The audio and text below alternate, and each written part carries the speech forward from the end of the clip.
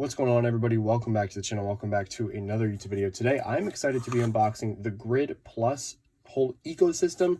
There is two cards that they sent to me, as well as this huge device, which I'm really excited to show you guys.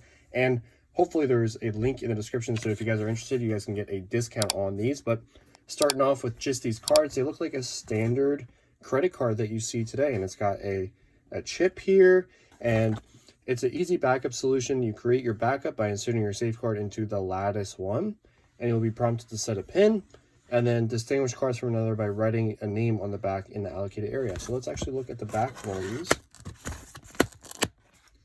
And it's pretty plain. It just says Grid right there, and notes and serial. So you can put, there's like a little box here. There you go. You guys can see it.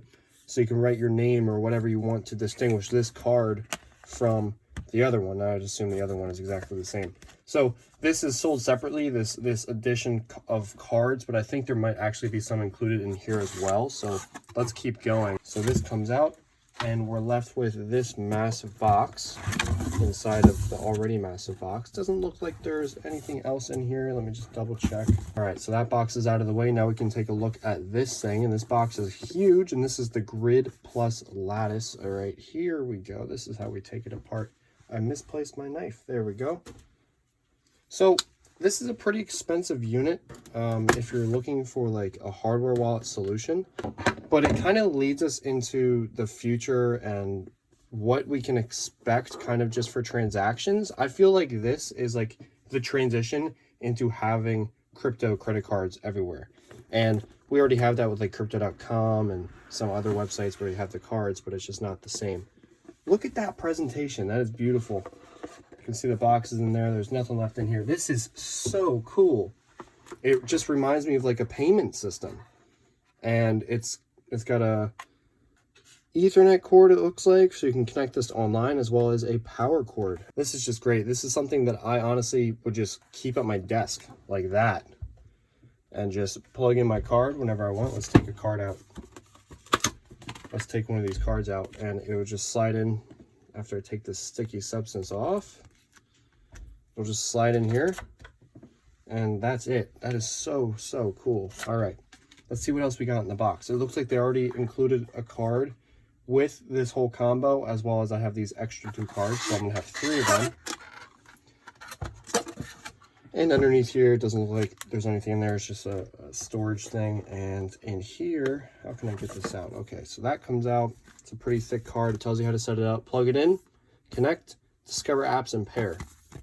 And here's the card: backup, restore, pay. You can make transactions. So this would be really good if you had it in a place that accepts payments, because you can just slide the card in here, and from what I understand, you can send a payment. So let's see what else is in this box. Looks like I'm going to have to turn it upside down.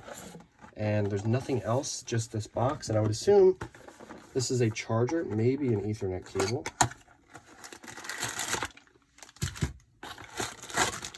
And yes, they did give us a Ethernet cable and the charger. So let's plug this thing in and see what's going on. All right, I plugged it in. Doesn't seem like there's a power button. I think it just turns on automatically, but I'm not seeing anything. There we go. Okay. Starting up. The screen's okay. Initializing secure system.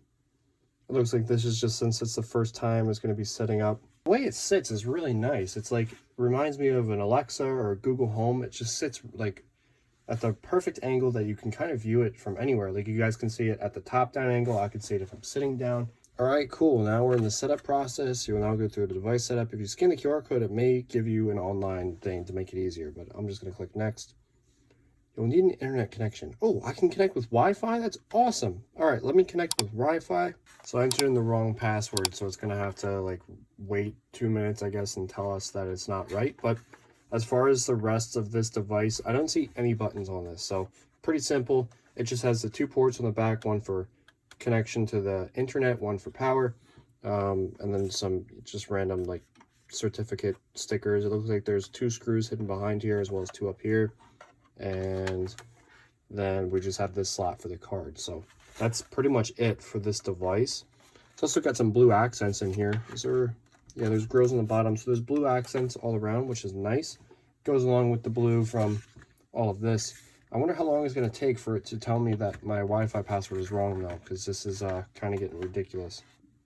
All right, so this probably took maybe 5 minutes. Once I entered the wrong password, it had to like go through this setting. So if you guys enter the wrong password, it takes a lot longer than when you enter the right password. It connected very quickly.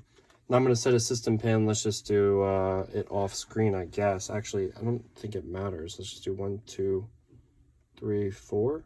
Enter. 1, 2, 3, 3, 4. I guess maybe I shouldn't be showing you this, guys, but this is probably for like if I were using this as a payment gateway at a store. The pin is just so that I can access all the admin stuff. It's telling me to configure a security mesh. Your Lattice includes an advanced hardware component called an anti-tamper, which is designed to prevent any possible access. If the mesh is armed and detects any intrusion attempt or physical stress, it will permanently lock your device and you will lose all data, including your Lattice wallet. You may arm or disarm the mesh at any time in advanced settings. Secure data is encrypted and pin protected regardless of this choice. I'm going to choose disarm. So I would assume if I try to take this apart, is what it is saying is that it will detect it and it will basically destroy the thing. So let's do generate wallet. You may add an optional passphrase, a seed phrase. Do you want to add a passphrase? No. So a new seed is being generated, and now it's showing me the seed phrase. You can use this seed phrase to restore your wallet. Okay, continue. And of course, now it's going to ask me to verify all of them. So let me see if I just plug this in, if it'll make any difference. Not making any difference. One thing I did notice with this one, out of all of the devices that I've reviewed, is that they actually didn't provide any sort of piece of paper to write down my seed phrase. So I'm going to have to write it down on some sort of random piece of paper. So I'm going to do that right now. I'm going to click generate wallet and I'm going to write down these words. All right, so I just entered it off camera. Now we have more options here. Now it says we can do Lattice1 addresses, and now I have Bitcoin and Ethereum. I can click manage wallets, and it looks like I can back up to a safeguard. I don't know what I just did. I guess I have to plug this in, and then it reads it. You inserted a new safeguard before setting it up. You must create a PIN.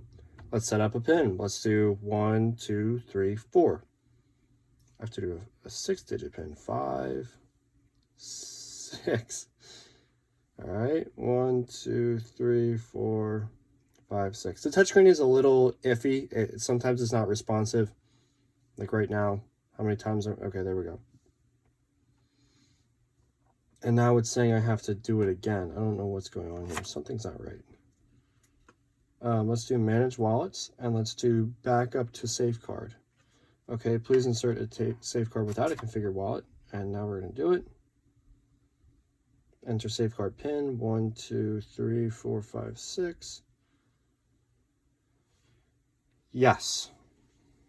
So now it is backing up onto the safeguard. So maybe I was completely wrong about how this whole system works.